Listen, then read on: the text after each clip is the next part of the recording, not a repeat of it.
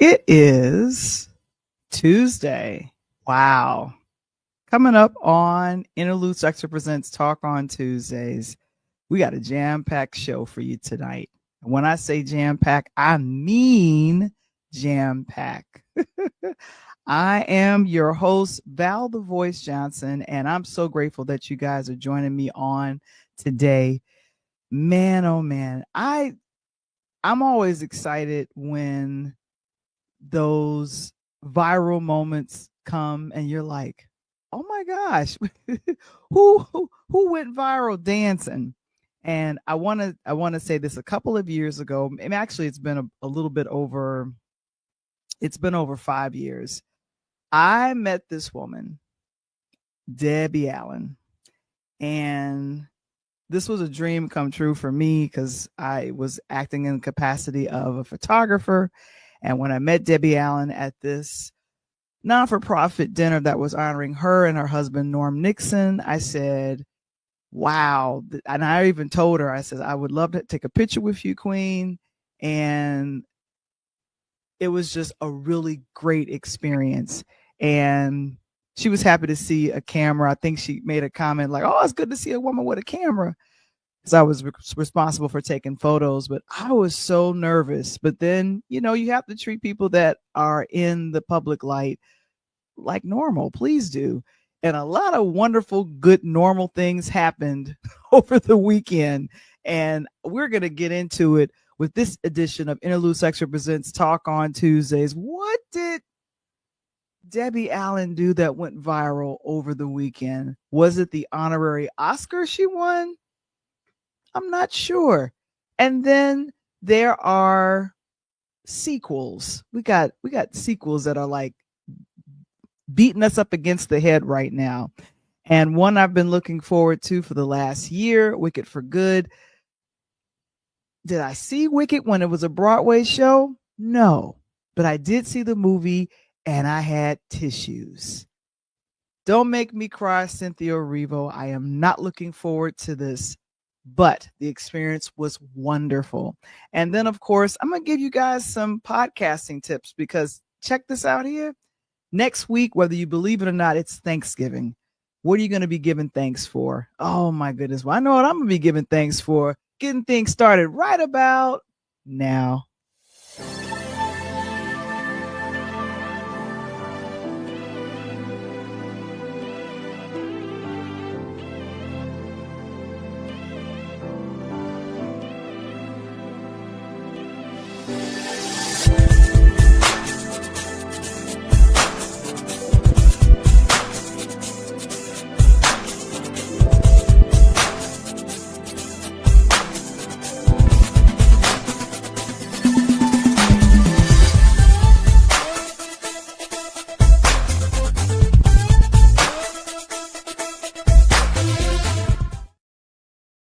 It's another edition of Interludes Extra Presents Talk on Tuesdays. And this is your host, Val the Voice Johnson.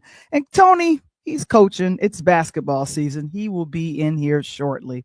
But of course, I want to let you guys know about the print copy that's available. I think I'm going to sell out this holiday season. I got like maybe about 30 copies left, and I'm excited. It is the print version that's available. A DJ Saved My Life. It is my personal memoir of how being a virtual DJ and podcaster saved my life during the pandemic, and how the Interludes podcast got started and then spun off what you see right now, Talk on Tuesdays, the Pull Up Podcast Show. Like a beautiful bunch of beautiful things happened after launching. So I'm excited. And for the folks that have already purchased not only the e-copy or the book, I want to say thank you so very much, because the purchase of your book copy goes into support this platform, because we're independent and we've been independent for years. And of course, Key Spot, Share, Connect, and Grow. That's Cynthia McAllister. I have been a Key Spot partner for the last 2 years, and she's the one that helped design my beautiful website. But of course, if you want to connect, share, and grow with her and grow your business on her app, please go to keyspot.app.com. Let them know that Interludes sent you. So we're excited about that. And then patreon.com/interludes. It's been a little quiet over there. I will admit that. However, things are going to get rammed up. I am going to be filming myself putting up a Christmas tree. I'm still doing behind the scenes. I got like 4 behind the scenes I need to put on Patreon right now. But what's been fun over there is also sharing some of the articles that I've been writing. Then also, when I was doing stand-up comedy, which is coming back because I'm practicing now to get back in front of people, my first and second comedy routines are on patreon.com. That's the only place you could see those. So please, you can join Patreon for free. And of course, we're excited for everyone who is already a member, free or not, because check this out here. There is content for all of you guys, and we're so proud of it. It took me a minute, but I asked Coach Tony, I says, we are going to have you do a Instagram page. So I'm his content creator over there, and I've got to put more content up there. But what's been fun is grabbing the clips from the Pull Up Podcast Show, scan the QR code, or go to Instagram and find the Pull Up Podcast Show. And that is Coach Tony. You can directly connect with him.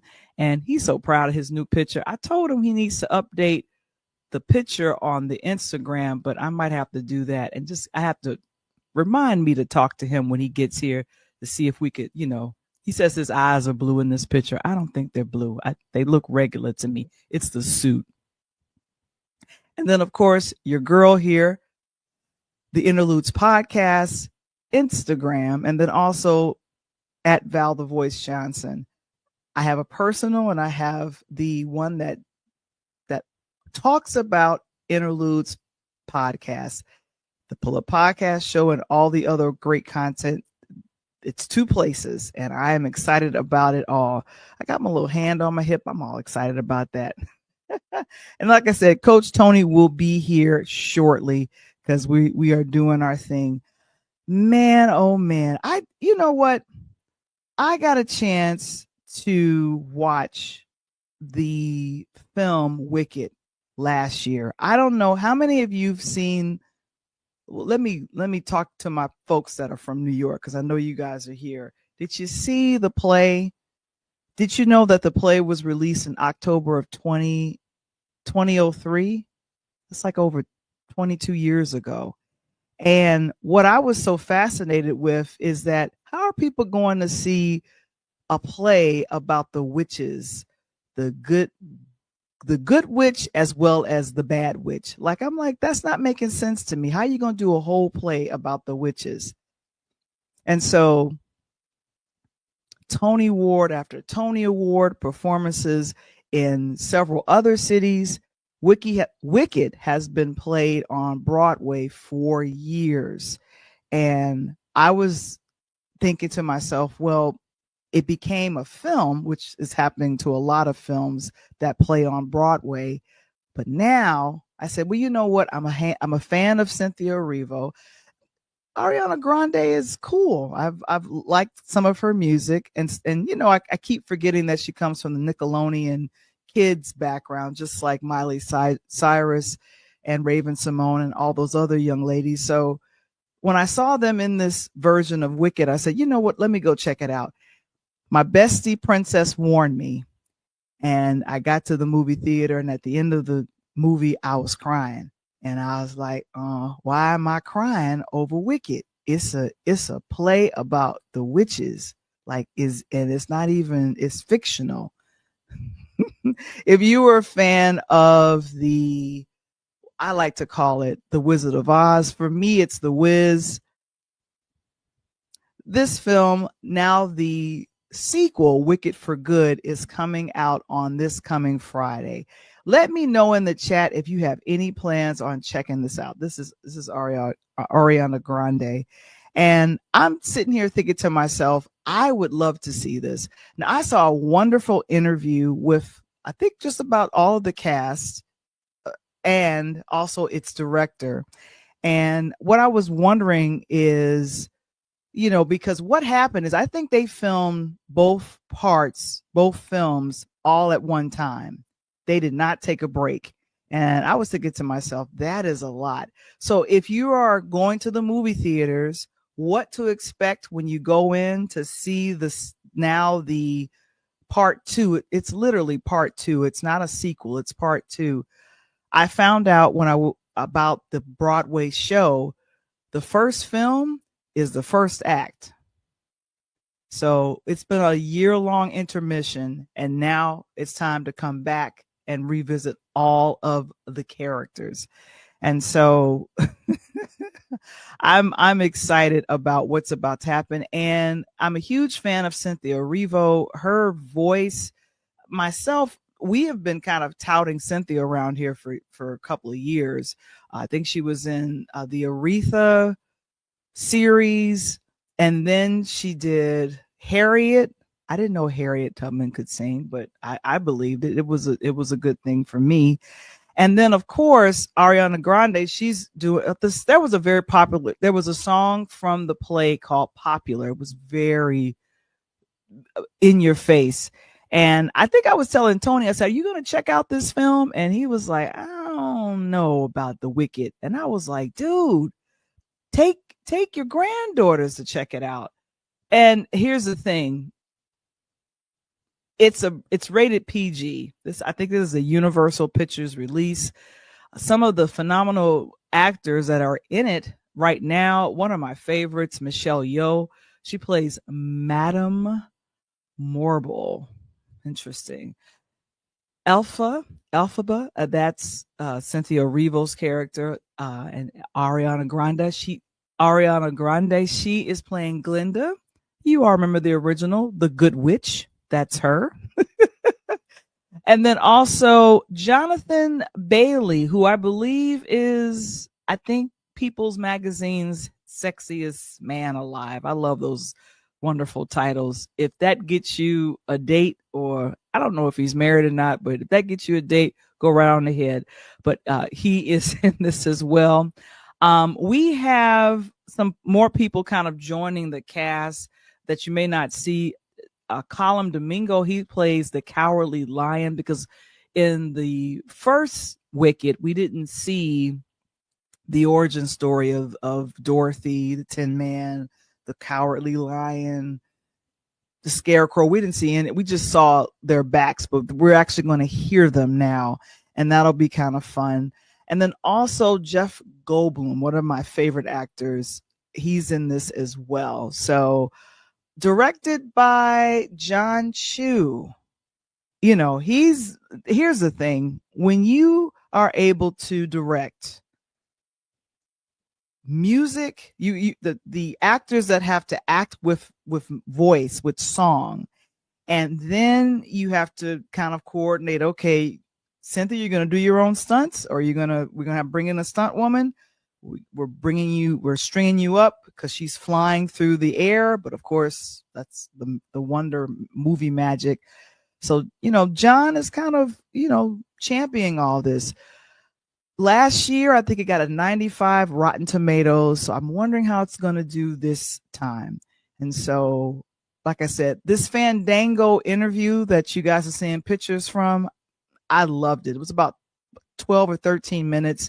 And the interviewer just kind of talked to all of them. And I think it was recorded on Michelle Yeoh's birthday. And so I was just really, really excited. So, but here's the thing. This film, it hits theaters this coming Friday, and it's PG. If you're a fan of the play, or if you're a fan of what you saw last year in movie theaters, I think you guys are going to love this play. And that's my take on it all right there. Man, oh man. I was going to show the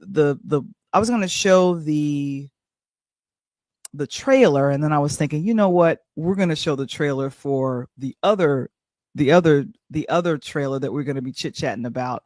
But yeah, I wanted to make sure that I talk to you guys about that.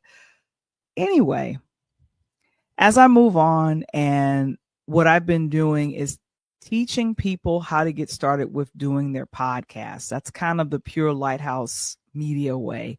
And one of the things that I've learned is with podcasting, you've got to know what your topic is and then kind of make sure that you pay attention to what your listeners want.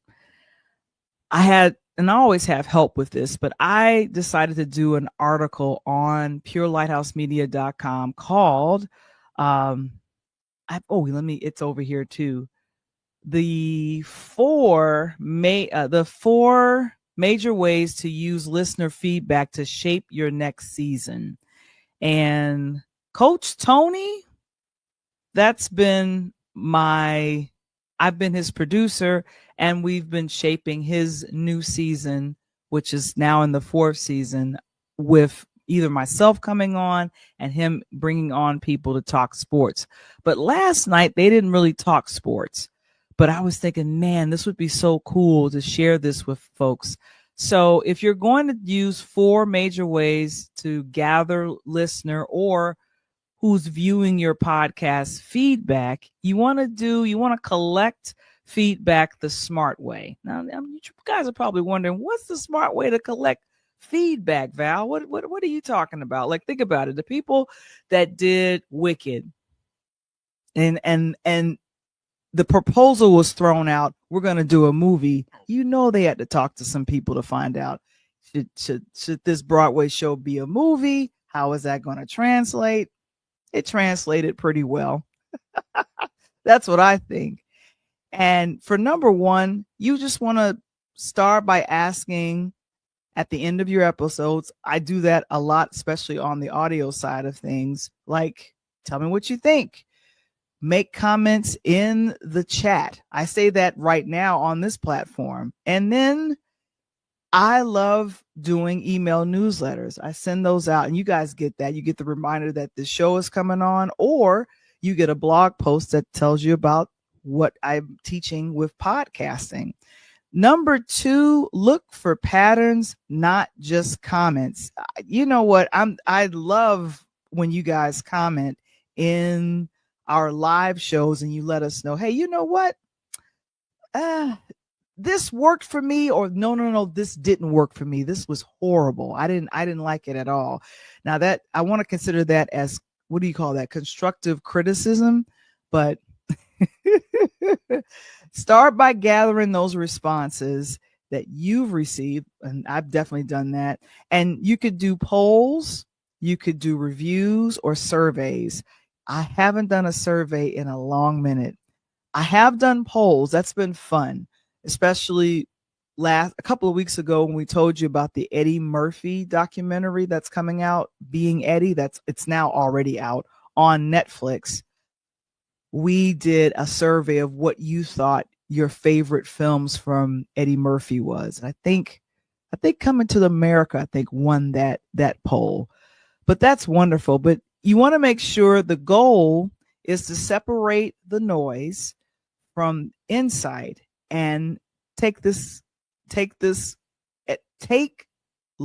every comment with a grain of salt. You do not want to, chime in on the negative comments.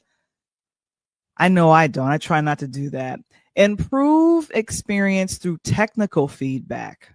That's number 3. How technical do you have to be, Val? There was one time I did this show, Talk on Tuesdays, and you guys could not hear me. I think what was happening, instead of my sound coming through this mic, it was coming through the laptop. And even then, I think the laptop was muted. Oh, good gracious. And then, of course, you want to make sure that you're asking people, did any parts feel too long? Were they too short? Coach Tony and I love to chit chat, and sometimes we just get on a tangent. Last week was a lot of fun, but definitely we could ask. And Tony definitely asked. He always tells me, hey, Val, somebody gave me a text, and you know what? They gave us a lot. They gave us a lot of good feedback on how we can make things better, how we can bring in guests, how we can engage the audience. And that's been fun to do that and to figure that out. And the criticism, turn that into an opportunity. Don't let any negative feedback turn you around, but you definitely want to make sure that you are listening to your audience and letting them know, you know what, I hear you and I'm going to adjust and do what we do. And then the last one I want to talk about is close the loop with your audience. You don't want to just keep it open. And once you've gathered all that wonderful feedback, surveys, polls, you've done some emails, start by mentoring it with the episodes based on what people want to talk about. Talk on Tuesdays has gone through a lot of alliterations. And when I say it's gone through a lot of alliterations, I think we started out Talk on Tuesdays with, I think, just talking about films and television.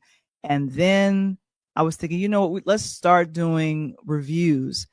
And we've been getting the feedback to say, and you guys let us know, we love when you guys review a film or when you bring a preview of a film and you bring it to us. And then we can weigh in on what you'd like to do, which is always good. And I see who's in the audience. Oh, it's Tamara. She's in the audience. Hey, you know what? She says she can't wait for The Devil Wears Prada. I can't wait for it either, and I'm getting excited about it as well. When I think about it, like that's a big deal for that, and we're gonna chit chat about that a little bit later. But yeah, I found out that Coach Tony is looking forward to The Devil Wears Prada, and I was like, "What? You looking forward to that?" He's a sports guy. I didn't think he was a big fan of Meryl Streep or Anne Hathaway, but it's neither here or there. But of course, our platform, our Pure Lighthouse Media, I'm just excited to let you guys know that we've been doing this for a minute and people have let us know we would love to learn how to do podcasting. We would love to get some help and some guidance on our platform, or we already have a platform and we'd like to come to your platform. And so that blog post, the 4 major ways to use listener feedback to shape your next season, it is available on purelightHousemedia.com. And I think right now I'm gonna slow down and stop right there and just get to it all. Oh my goodness. I gotta lean in now. Debbie Allen, I mentioned her at the beginning of the podcast, and there was some videos of her dancing that went viral, and she was dancing with Tom Cruise. I said, why are they dancing together? Oh my gosh. Let me bring this up because I'm sitting here like, what happened? And so what I'm going to do is I'm going to go ahead and share it, and you guys let me know what you all think. Here we go. All right, let's see. Oh, here we go.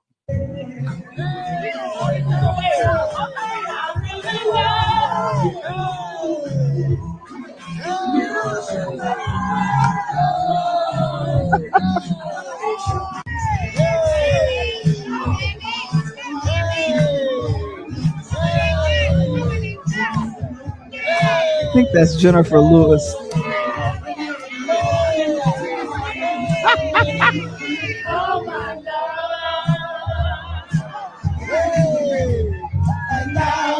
Kisses from you is never too much. I think they're butchering the lyrics. I just don't wanna stop. Oh my gosh. I don't know. I had a blast checking that out, and I was thinking to myself, I'm like, what generated this? Debbie Allen dancing with Tom Cruise. Then she was also dancing with her sister. If that's normal. What happened over the weekend? The Oscars. No, not the regular Oscars. That it was the 16th Governor's Awards, and they give honorary Oscars to people. And some of the people that got it: Tom Cruise, Wynn Thomas, and then a humanitarian award, Jean Hersholt humanitarian award to Dolly Parton.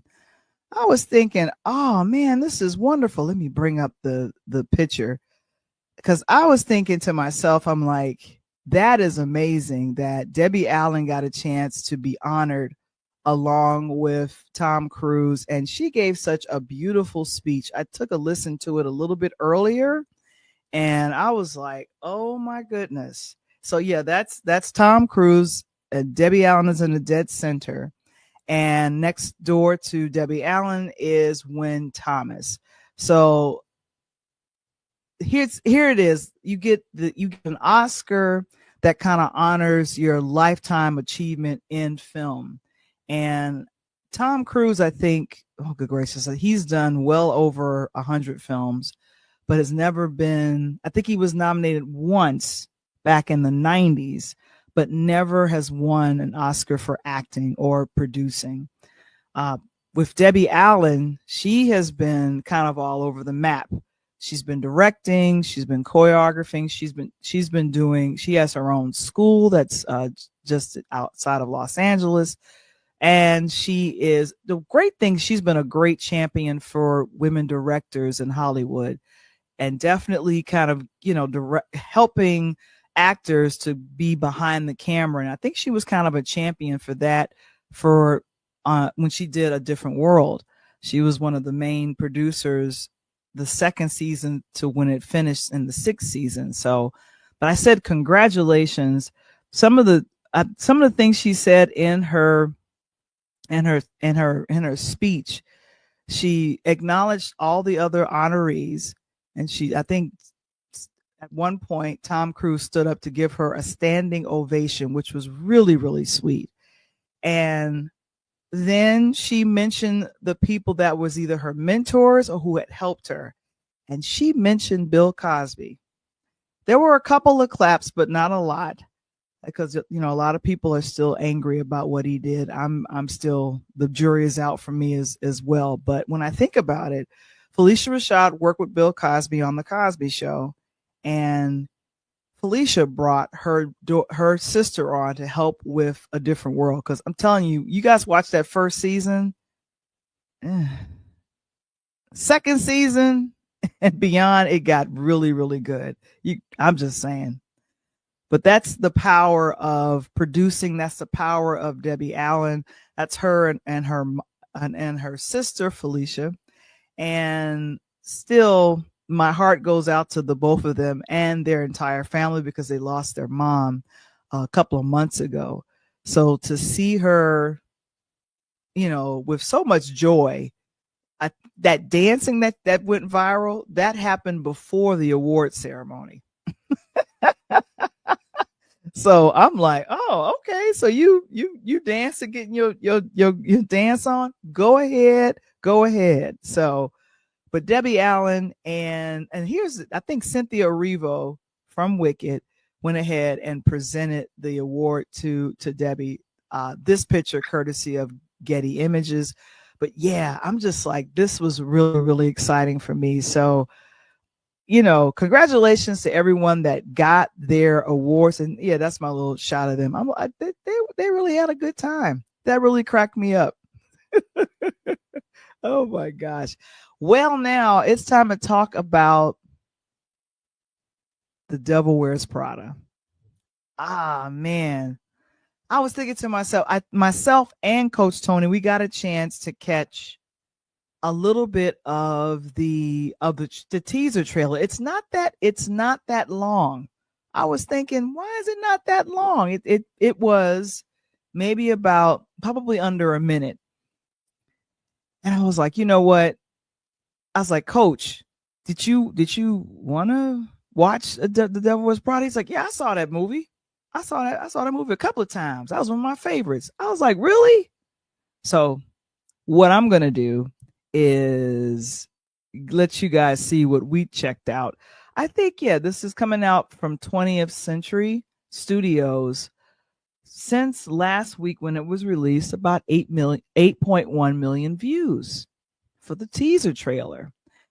This movie was originally released in 2006, and Meryl Streep got an Oscar nomination for her portrayal of Miranda. And so I don't know what this teaser trailer is, but I'm like, I am here for it, and I am checking it all out. So let's check it out. Tamara, hopefully you're there. But here is the teaser trailer for The Devil Wears Prada. Woohoo!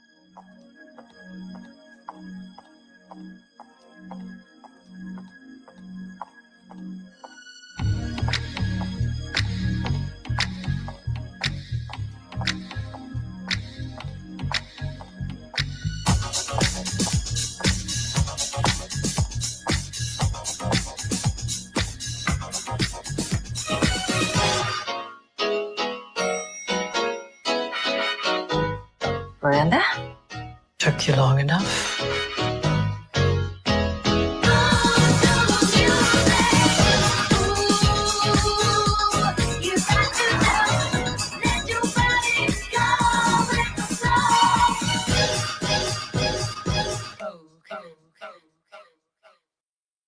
Y'all down for that? Because I know I am. I was like, okay. And I think, in fact, I know Madonna's song Vogue was featured in the original film. But there's no new ideas in Hollywood. What do you all think about them doing a sequel to The Devil Wears Prada? Because I felt like the film felt finished to me from what I remember. I don't know about you guys, but from what I remember, The Devil Wears Prada was a, good film, great film. Anytime it's streaming on something, I will watch it. I'll find myself no matter what part it's at, because it was a fun film for me. And so, I'm thinking to myself, what is going to be the story between Miranda and also Anne Hathaway's character? What's going to be that? What's that dynamic going to look like? And like Tamara said a little bit earlier, that she says she's looking forward to this. She's looking forward to this. I'm looking forward to it as well. And it's really this is when Tony told me that I'm looking forward to seeing The Devil Wears Prada, I was like, well, then let's make sure we cover it on Tuesday. Let's make sure that we let folks know what we were chit-chatting about. And I was just really excited about that. But the film did very well. And here's the thing. Sometimes things do well, and then you're thinking, well, what do the critics say? And the critics love this film.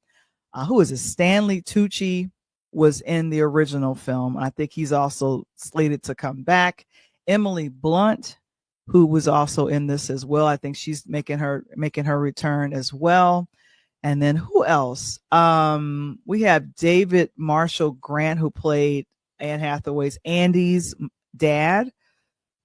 Who else? It was really a fun cast. Oh, Simon Baker. That's one of my favorite actors, who tried to woo Andy. And I think that they were in Paris. But I'm trying to figure out what is the second thing. What is the second one going to be about? According to, if you remember the end of the film, Andy Sachs went ahead. She left the magazine. She left them, and she started to interview with another. She went and interviewed with another newspaper. But in this trailer, and as the character Andy Sachs gets on the elevator with Miranda, and Miranda looks over at her and she says, "It took you long enough." So, it'll be about 20 years. And so the film gets released May of 2025. Hey there, Coach. How you doing? Man, it's basketball season. Sorry for my voice. I haven't got no voice screaming tonight. So just coming in, and it was perfect. Just coming in and interviewing one of my favorite movies. Yeah, because I was telling folks that you mentioned that you like this film a lot, Yeah. and the original one. So the original film came out in 2006, and Meryl Streep was nominated for her role as Miranda. So, Coach, I'm thinking to myself, what do you think about this sequel coming out? Well, one, let's go back to the first one. The first one was actually a playoff of a true story, which is the person who put together Vogue magazine. So, it's a true story, and they kind of made a fictitious story with Meryl Streep in. I love anything that she does. And it was just funny. She was just that cold-hearted person. I forgot the name. I want her name is on the tip of my tongue, but she plays Miranda. Miranda actually plays Miranda Priestley. That's her name in the. No. I know Miranda. I'm not talking about that. Miranda plays the true story of the person that she's playing in real life, and the real life person is the person who actually I think is over Vogue magazine at the time, and then they spun this to a movie called Devil Wears Prada, and I just thought it was great because it showed the grit and grind of her assistant who really wants to make it in the business, and she's willing to do anything. And then she finds that she wants to do everything. So I'm going to do like her too. Go get me some coffee. I need some Dunkin' Donuts. Run down the State Street. And by the way, on your way back, I'm going to need you to drive out to 111th and give me a hoagie on the way back. Wait a minute. That ain't even about all. Just do what I said. Is there anything else? That's all. I love it. And Kevin says Anna Wintour. Anna Wintour, yes. Yeah, so you guys go ahead. may not know, she plays this is a flip. This is a true story. When they put Devil Wears Prada together, it was a play on Anna Wintour, who actually is the person who runs Vogue magazine. And that's where this movie came about, bits and pieces of it. And I thought they did a great job. And they have a part two in May. So yeah, that would be perfect. But let me give you a heads up real quick. The Devil Wears Prada was a novel that was written in 2003 by Lauren Weinsberger. And it's about a young woman that's hired as a personal assistant to a powerful fashion magazine. Right. And I think, if I'm looking at this correct, Weinsberger stated publicly, publicity materials that Priestley's demands are partial fiction, but as a composite of actual experiences she and her friends had in their first jobs. Right. So that's this is the fun thing about it. I could relate so much to what Andy Sachs went through because I worked for attorneys in New York, Coach, and it was. Yeah, I was trying to get up in that for a minute, coming out of school, then going to play ball, coming back from playing ball, and decided I want to go to law school down at Kent Law School, 18 months. And then I found out that all my homeboys, Mike Drew and all them, was in sales. And they were making money playing golf. And I'm like, what the hell am I doing? I'm in a legal field as a paralegal, trying to get my degree, trying to get my legal degree. And all of a sudden, I got all my boys got company cars and shit. I jumped right into sales. Been here for 35 years. So should have stayed in it because why? I'm a coach. And if I'd have known the NIL stuff that was coming down the pipeline, right now I'd have been a super agent, super duper agent. But it's all good. God sets our path, we ride it. That's all we can do. Exactly. And the wonderful thing about kind of leaning into what God has for you and you accept what God has for you, you make that run and you make those choices. For myself, I think I probably bounced between 5 to 7 different law firms while I was living in New York. Wow. And yeah, and I settled at one for almost 5 years, and yeah, that was probably the most paper I made, being a legal secretary and then also working as a paralegal as well. And it was good money. I traveled a lot. What's your major in this school? I never even asked you that. You never asked me what my major was? You never asked me. My My major was broadcast communications. So ironically, I am working in my field right now. You know what my major was? Political science? Bingo, because you did your homework. I was the only black political science major on the yard at the time. I was an athlete. And thank you to my girl, I still keep in touch with 30 plus years, which is running things, Esther Benjamin, who make the building bounce. If it wasn't for her coming to me, yo, you getting up and let's go. Get the coffee, go get your breakfast. Let's go, gotta go to class. I'm like, man, I'm trying to sleep in. No, you're not today, you ain't. Wait till Wednesday when you ain't got no class on Wednesday. But today, you got to walk through this alley and get to class. That is hilarious. I am cracking up. I'm cracking up about that. But we need some type of people, You definitely need people that's going to be in your face to say, look, you made the commitment to come to school. Somebody is paying a lot of money for you to go to school.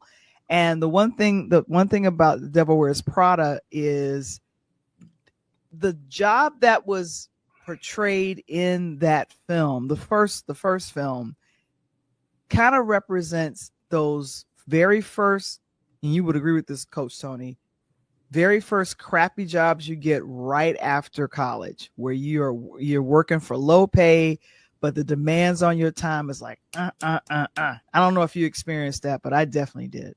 I did, and I experience it now because Kevin, you're gonna laugh on this springer. Val is my Miranda Presley. She be trying to tell me to go get coffee, get staple the paper in the back room, put that on the poster board, go out there, go give us some crayons, Coach Tony. I'm gonna need 3 cups of sugar and I'm gonna creamer. Run up to the store and give me some creamer. That Val be trying to point me like that, but okay, all right, wait, come to the front of the congregation. Come. Okay, now look, we are virtual. There is no way I'm telling him to get me some coffee, and he is in a completely different city than I live. Hello, I'm getting it for him. I'm riding around and I'm getting it. I'm riding around and I'm getting it. I'm riding around and getting it. And, I did. I tell my son, and by the way, wonderful podcast last night. I'm still getting people flooding in. The numbers are going up. I got lucky, and I guess out of the chute, man, just my persona, coming back, graduated, finished out, went over and played ball for a few years and tried to figure things out, came back. But my first job was right into Fortune 500. I got hired right out of school. When I finished playing ball, I got hired out of school right into Helene Curtis, which is a P&G, Procter & Gamble company. And I had the luxury of 30 years working for 3 Fortune 50 companies, from Procter & Gamble to Motorola to ADT. So I had that until I went back into coaching. So it was good. There go my folks right there. Mm-hmm. And I wanted to make sure we had talked about this, and I think Kevin is laughing at you, which is really cool. But this was really good to have your son on with his friends and them kind of creating their own jobs out of school. Yeah. Or already knowing exactly this is what I'm going to be doing either after school or like during school. And the best part about this podcast was, Val? What was that? I had people reach out to me. Some of them didn't know. And I don't even think because I don't think I even shared it. These young men, the reason why I was so critical they have been together since elementary school. Wow. Exactly. So my cousin Derek, which Dr. Derek, he was, he said something to me today. He's like, man, no, that is too important. We don't have that in our community. We ain't got nothing where the brothers been together. These brothers have been together since the preschool. I'm talking about, we ain't even talking about first, second grade. We talking about still up in the car seats getting picked up, slapping each other, throwing each other, dropping juices on the floor, crying, getting their diapers changed. They've been together that long. So now they're all 22, 23 years old. They done at least 20 years, 19 to 20 years on this earth. They got 2 decades already. So to see them come together, and for those that are on Interludes tonight and didn't check out your boy Coach Tony on Pull Up, shame on you. But the Pull Up podcast, pull it up, check it out. That interview was so great. I not only had that, Val, I never told you, never told them because I didn't want them to know. I had not one, not two. I had 3 brands, like major brands on the show last night. And that's why I had to get things moving as quick as possible because they wanted to hear the kids. They wanted to do that. And 2 of the brands have already reached out to me today. And it's just great to know that we got kids nowadays that's, man, Val, shit. If I had paper in college, instead of getting it under the table, I can get it on top of the table. And then I had something called an AI that I can use to write my papers. Man, Dr. Frolic, I'd have been plagiarizing every damn thing. You know what I'm saying? I don't know if I would have done all that, but it was Little Tone or Tony T, KJ, Cameron, and 2000K. We were excited. 200,000K. 200,000K. There we go. Yeah. And by the way, Val, when we got off last night, I got to get it to you. He played a song for me. Oh my God! He did. I got mad. Was that good? Yes, I said, this is when I got mad. I said, you should have sent me the song because it's not. We didn't have to worry about you copyrighting because it was your song, so we could have played it. I said, and we could have had him on this. We could have had him on this side of things too. I thought he was, like hip hop the way they are, but he actually got an R&B song, Val. R&B. Hey, I'm talking about whoa. I can't do it right now. My voice. I need you to. I'm like Martin. Hey, save your voice. Save your voice. Please do that. I'm like Martin, no boy in the garage. Woo woo. You want to hear it? How you doing, by the way? Hey, how was your day today? My day was really, really good. I had a decent day. I'm gonna do this to you, Coach. Did you know? And I think I've done this back in the day. I met this brilliant queen. Ooh, okay. Okay. I ain't know you came across her like that. I know. She and her husband were being honored at a non-for-profit dinner for the humanitarian work that they've done. And I got a chance to meet her. I was responsible for taking photos. And I told the audience this earlier about this before you got here, but she was as down to earth and friendly as you've seen her. And I don't know who her social media people are, but they are putting her videos of when she was on Fame. They got her dancing with her students because Debbie Allen has her old thing. Mm-hmm. I reached out to her like 2 or 3 weeks ago. Actually found on the G. So I put out on IG, and I'm just waiting for her to get back at me. I've been, trying to get with her. Yeah. Like I'm a huge fan, and I love this. Who is this? Kevin says, "Let's go, Val. You met Debbie Allen. That's pretty dope. It was a wonderful you know who her husband is, right? Norm Nixon, and what did he do?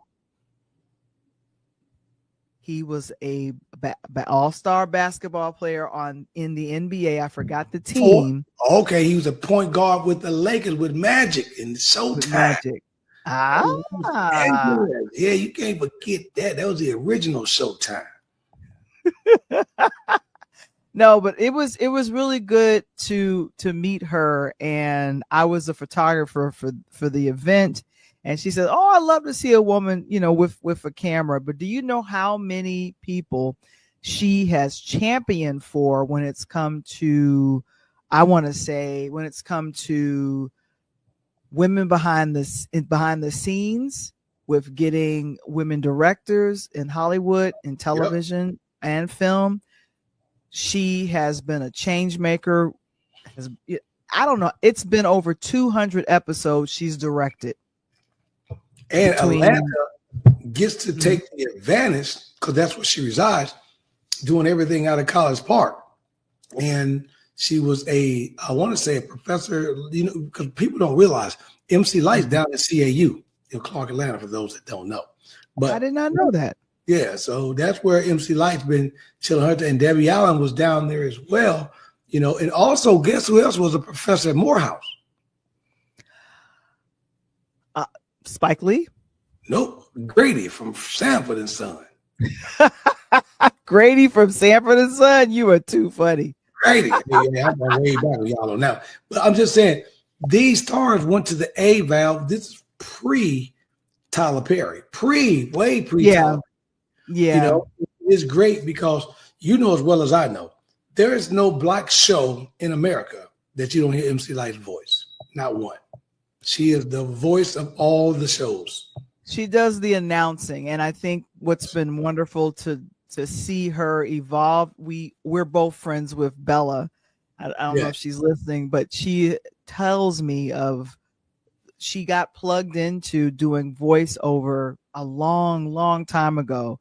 And any award show, even in Los Angeles, and I honestly believe, I think Debbie is based in Los Angeles, but she probably goes between both cities. Well, sure. She probably goes between both cities, but with Debbie Allen, it's just really, with her, she has blazed the trail for people like MC Light and for so many other women that's in entertainment. And as I was saying a little bit earlier, A Different World for me became a much better sitcom because her handprints was all over that, Coach.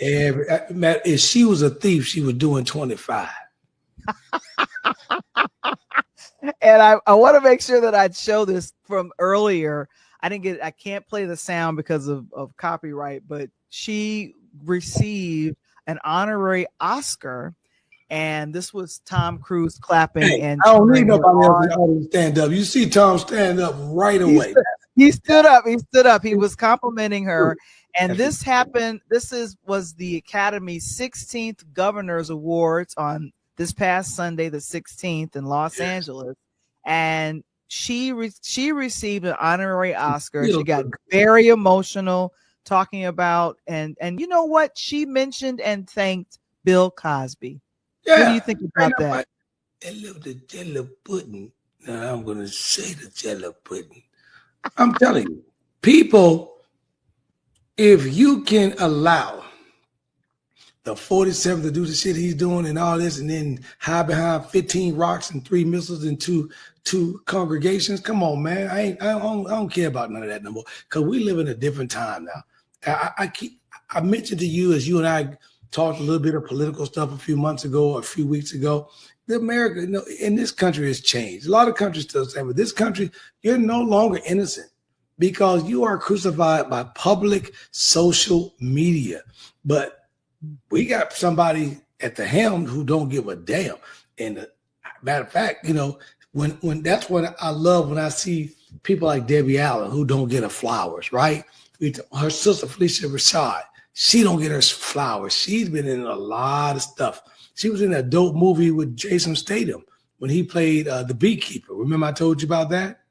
Mm-hmm. That was dope. Mm-hmm. So I love it, Val. It just gets to me sometimes when we you ever notice, especially recently, that our people like them who get the awards, they become the first in that category. Is that amazing?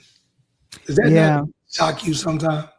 And you know what? The good thing is that when you blaze a trail, many people can come after you and just do it. And burn the trail up. And here's the thing: when she mentioned Alvin Ailey as one of her mentors, and she just I probably named anywhere from like 10 to 15 people, and Bill Cosby was in that as well, because Bill Cosby, despite the crazy that he was accused of doing and what he got convicted on, he blazed a trail for people like April Wheaton White, who is a friend of the show. Yes. He was the one that said, no, I don't want someone in blackface to do stunt doubling. I want to have a person of color to be a stunt double for me. And this was for the 1960s show that he did, I Spy. Oh, I love that. I mean, that was and what was the other movie he did back in the day with I Spy? Uptown Saturday Night, baby. Yeah, that was it. You ain't up on Uptown Saturday Night. I made a date myself Uptown Saturday Night. But I'm talking about for Kadeem Hardison, Jasmine Guy. all these guys, who went on to do major things. Bill Cosby played a major thing. I mean, to launch a cartoon that we fell in love with, Val, for over a decade called Fat Albert and the Gang. And then help turn that into some Soul Train stuff with Don Cornelius. I mean, come on, people. Y'all don't know what I'm talking about right now. You better get on your computer and do some homework. But I'm talking about when you got a pioneerist, and that's my own word. And Debbie, you made up a word because I don't know that word. Pioneerist. I don't know what a pioneerist is. You funny. He's a pioneerist of the industry. When you got somebody like Debbie Allen, and remember the movie she made. I'm gonna put you on the spot. I can't remember the name, but remember the movie she made with Precious about the 5 women who lived in the apartment complex in New York City, but they was all out the hood, living on Section 8 basically, and Precious was there with the baby. Remember that? Remember that movie? It wasn't called Precious. I think it was called Women of Brewster Place. Yeah, Women of Brewster Place. Yes. But was that Debbie Allen? I gotta look and see if that was her. That was 1989. I'm looking it up right now. And Oprah Winfrey was in it along with Mary Alice, but I don't see Debbie's name in here at all. Debbie was part of that. I thought for sure she was part. I'm looking to see if she directed it. It was 2 parts, but you know what? Well, let me bring up Debbie because I want to make sure that we state exactly what she. Okay, so here's the thing: Debbie Allen, Fame. The original film that came out in 1980. Who's your favorite person on Fame? Right, and it got a spun off in spun off in the TV show, right. And then if I'm looking at this correctly, there is a litany of things she's done here. Currently, she is a director and executive producer on Grey's Anatomy. She has choreographed several things, including a Motown Christmas. She was an executive producer on that. What is this? And I think the major thing. Let me stop here with this here, Coach. And I know you were like, I don't really care about a reboot, but people are buzzing about this. And they said A Different World cast is back, and Netflix orders a sequel set at Hillman College. I am interested to see what they're going to do with this. I don't know your thoughts. Whole College Park. I'm down here in the A right next to it. That College Park. College Park don't look the same, Val. Don't look the same. That's what I'm saying. I'm so glad they gave Debbie Allen her flowers while she can get them, Val. But more importantly, to me, and this is just my opinion, I don't know if people agree with me or not. The Debbie Allen to me is the Spike Lee on the men's side of the house from back in the day that tried to put us as African American in feature films to succeed. And I see Debbie Allen the same way because you and I know, Martha Norm Nixon, an NBA Lakers wife, she really didn't have to work. Because I've been back there in the pool like, what? Man, but think about it. Think about it. And this was something that she said in her speech that really moved me. Is she said that her family, they're from Houston, and she was given an opportunity to really dream about, she said she and her sister love movies. She even mentioned some of her favorite films that she loved back then. And I think, if I remember one of the stories correctly about her auditioning to dance, they were saying, oh, you're too short. I think she's told this story before. They said you were too short to dance. And if you see anything she did with Fame or choreograph with that, I'm talking about when she was actively dancing, she would blow you out the water. I'm just thinking, you're fighting against racism. You're fighting against sexism. You're fighting against a small-minded thinking of saying, okay, you're a short black woman with curly hair, you can't dance. And she defied that for everything. And here's the thing. She says that she hopes that with people seeing her win this Oscar, and it's an honorary Oscar, it doesn't matter, that people would be inspired, especially women, to pursue their dreams and to be on the creative side of everything, especially if they want to direct or produce in Hollywood, which is very tough for women. It's very tough for women, Coach. It really is. I agree 100%. You know, and movie and music too, but music a little different because music is, you know, kind of the vibe that moves you, right? Movies is really got to be something because it's on the set, and we went through the SGA stuff, we went through pandemic, right? So the movies took a little hit where music, you know, kind of survived. But when you're looking at a pioneer like a Debbie Allen, come on, Val. I mean, a Debbie Allen just she stood up and didn't have to do the things she did, but she not only produced, she stepped into a lot of the roles herself. That's what I respected about her, right? You know, you look at some of these major male figures who are Quentin Tarantino and all these, they don't be in their own movie. They get people. But Debbie not only was directing, she was in her movies and in a lot of other people's movies. I mean, so when Tom Cruise stood up, and that's respect due, big time. Yeah, and one of her passion project was Amistad. You remember that? Amistad. Yeah, big movie. No, give us free. Get us free. Give us free. You must not know me. Toby was in the last movie.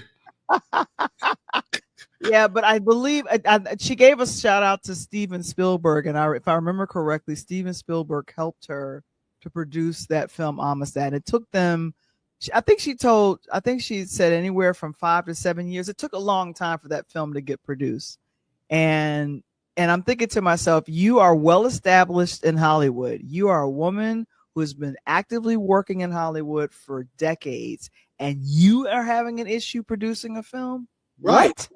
Come on. You know why? Because she's a little bit lighter than me.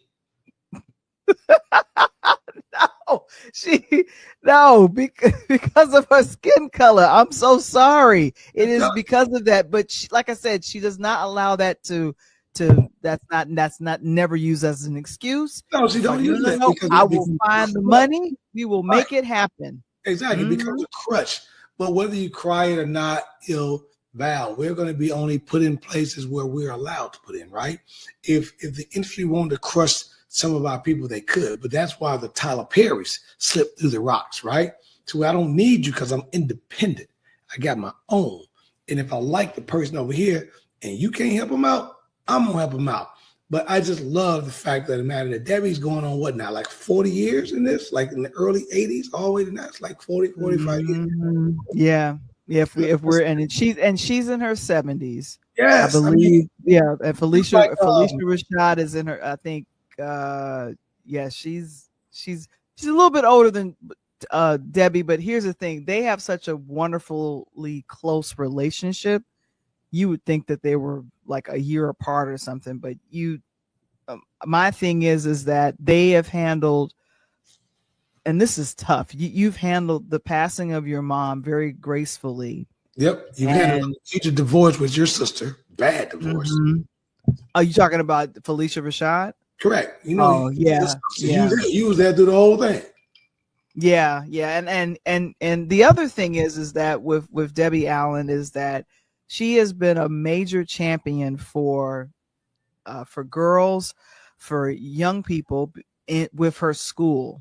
And I've been very excited to see. I think she did a Black Nutcracker. It came on Netflix. Like if there's a project that is going to highlight some kind of performance, dance, if it's going to be something that's going to, be uplifting, I think Shonda Rhimes just kind of rolled out the red carpeting. And there was recent video that had come out, Tony, that has Felicia Rashad directing an episode of Grey's Anatomy. How did Felicia get in the door to direct the show Grey's Anatomy? Her sister Debbie. Again. When you got the key to the Cadillac, you either drive or turn the keys over to a chauffeur. That's the only two things you got. You know what I'm saying? But again, you can't speak highly. I know, and we laugh and we joke about how Bill Cosby made us want to go to college, right? I just talked to somebody the other day was telling me, like, man, I remember such and such watching this, that, man. I get it. Because we all, I don't care where you from. If you didn't go to college, that was your choice because maybe your family or whatever it is. But if you happen to be on a college campus in the mid 80s to the mid 90s, through the mid 80s, all the way through the Freaknik era, shit, the Cosbys, they the one who made you want to get up in there. And man, because between the Cosbys and A Different World, Bill was doing his thing. And I loved how he took the family and as they got older, moved the situation and launched a college story. That was great. So for Debbie Allen to do that, because you know Val as well as I know, back in the day, see, you bust your butt to get home and watch Fame. Hey, my girl was Coco. Ooh, what up, Coco? Yeah. Coco, and we get Coco up on here. So we are excited about the upcoming reboot that's going to be happening with A Different World. They've already picked the cast. Netflix is down for it, bringing it on to their platform. So I'm going to be interested to see what's going to be happening with that, and that's going to be fun. Now I'm going to wrap up our situation here. Guess who I saw over the weekend, Coach? Who was that? I was invited. We talked to her on the phone. Oh, Sandy. And there he be up in his house, south side. Let it happen again. We got a chance to go to City Winery and see a really nice house band do Sade. I forgot to call you guys back and see how that was. Yeah, it was really nice. And we were Sandy was trying to get tickets to other shows, and I was like, oh gosh, I think I'm gonna be out of town. But it was really good to go to. I didn't know they had a whole brunch thing there, and they had actually a good diverse. They had a good diverse palette. If I wanted to go strictly vegan, they had good selections for if I just wanted to do the vegan side of stuff. Because I'm like, okay, but the wings were good. Their wings were good though. I mean, all the meat. I don't know about now. They're vegan. I love y'all, but give me the chicken wings. You don't want them, I take them. Pass them potatoes on down here while you at it. Good ones. You want to chop on this grass? You go take this broccoli, take this asparagus. You good?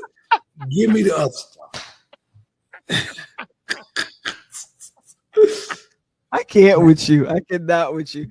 The book, The Devil. I'm so sorry. Not The Devil Wears Prada. A DJ Saved My Life. The print in the ebook copy is available on PureLighthouseMedia.com. The cover was done by a friend of mine, Delano A. Johnson. And of course, we want to let you guys know about the 4 major ways to use listener feedback to shape your next season. It's a blog article that's also available on PureLighthouseMedia.com. And then for Coach, for Patreon.com/Interludes. Make sure that you make your way there. We're putting up more things on a weekly basis, and I'm going to be updating it as well. I got some video from our conversation with Little Tone's friends on yesterday, so I'm going to post some of that to Patreon so you guys can go ahead and check that out. And then, of course, the Pull Up Podcast Show with Coach. Pull up. Got all my kids, I got all my players checking my show out now, telling me, Coach, I watched the show last night. Coach, I love it. I got the kids involved. Some of them came, Coach, you got a podcast? Come on, now don't play me. Don't play with me. But if y'all want to pull up on me, you want to holler at me, you got somebody I need to speak to, you got a guest that you think that needs to get on my show, then hit the QR code right there and hit up your boy at the Pull Up Podcast Show on IG. Because I'm building. I'm starting to get up there. I'm starting to get some more and more. We're gonna make it happen, Val. Yeah, and I have to see how many.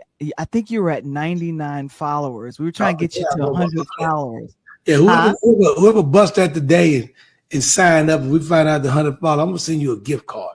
Sign up, hit me up. I'm gonna plug back in with you. Give me your info. I'm gonna send you a gift card out for me and my 100th plug. You know, because I'm the plug. You gotta have a plug. Oh my goodness gracious. And of course, every weekday, every Monday, Yes. it's the Pull Up Podcast Show. And we working through these holidays as well. We doing our thing. So I'm excited about it. This out. Black, we gotta work. Now, what you talking about? You know, We're independent. We're independent. That's what we do. We're independent. Y'all don't know. Val got me outside. She in the house. I'm one of them field yard brothers. You know what I mean? I don't have you outside. Other days, she had me picking cotton corn and talking about potatoes. I'm like, look, son. You see this young man in this photo right here. I come in the house. Huh? I take a shower, everybody, and put my clothes on. But during the day, she cracking the whip. You better get on back out there and get that corn. No, she like, you can't have my cornbread. I'm out in the fields. I'm hustling, not kicking doors in. There's no field things happening here, Coach. We have a fun time here, and we don't do that. I don't put it. You know what? That wouldn't work for me back in the day anyway. I was gonna be shit. I ain't going in nobody's son. You might well go tie brother to the tree and whoop my ass, because I'm tell you, we ain't doing nothing that Val. Hey, listen, that ain't what we doing. I think Coach has had. Let me see your glass. You have a glass with you. Is there some alcohol in the glass? Oh no, that's just water tonight. I'm just giving my game. I'm trying to get my voice back. It's just me clowning. You know, I'm naturally down the road. All right. Ladies and gentlemen, join us again on next week for another wonderful thing for Interludes Extra Presents Talk on Tuesday. We are out of here. Have a good one, y'all. Peace. Peace.